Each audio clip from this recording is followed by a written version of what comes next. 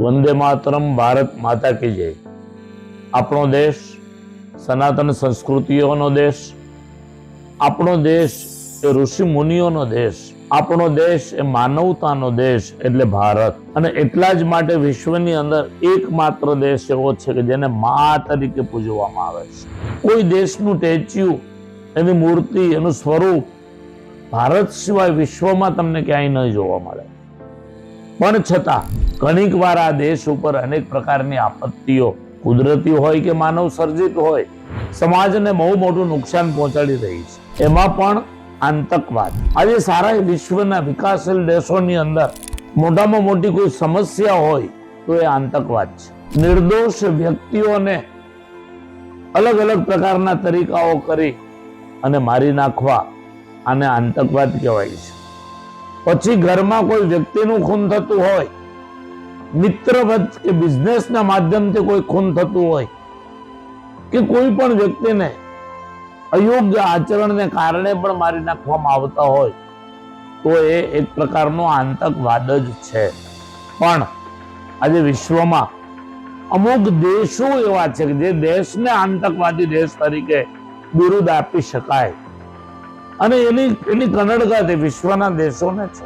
2 દિવસ પહેલા જ આપણે જોયું, દિલ્હીની અંદર કોઈ એક કારની અંદર બોમ્બ રાખી અને નિર્દોષ 8 થી 9 વ્યક્તિઓને મારી નાખવામાં આવ્યા।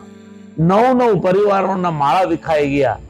એમના નાના બાળકો હશે, એમના પરિવારમાં બહેનો હશે, બધા નિરાધાર થઈ ગયા।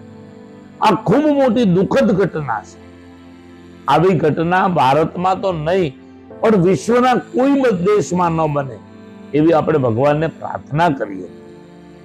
જોકે ઘણા સમયથી આપણે જોઈ રહ્યા છીએ કે આ બીજેપીના શાસન પછી, નરેન્દ્ર મોદી, અમિત શાહ અને યોગીજીના શાસન પછી આ દેશે ઘણી બધી રીતે વિકાસ કર્યો છે।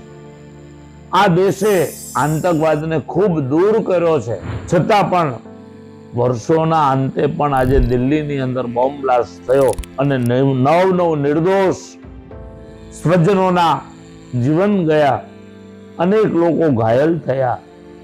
આપણે બસ ભગવાનને પ્રાર્થના સિવાય કંઈ જ ન કરી શકીએ। પરમાત્માના ચરણોમાં પ્રાર્થના કરીએ કે 9 સ્વજનો જે આપણી વચ્ચેથી ગયા છે, 9 આત્માઓ જે આ રીતે દુઃખદ ઘટનાની સાથે ગયા છે, એમને ભગવાન સદગતિ આપે।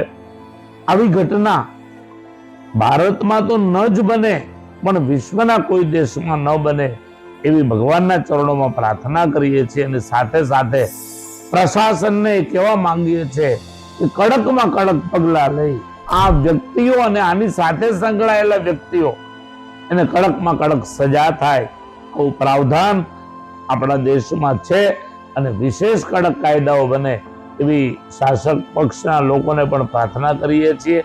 ફરીવાર ભગવાનના ચરણોમાં એ જ પ્રાર્થના કે આ જીવાત્માઓ પરમાત્માના ધામમાં પહોંચે અને એમના પરિવારની અંદર ધીરજ રાખવાની શક્તિ પરમાત્મા આપે, એ પ્રાર્થના સાથે ભારત માતા કી જય। વંદે માતરમ। જય હિન્દ।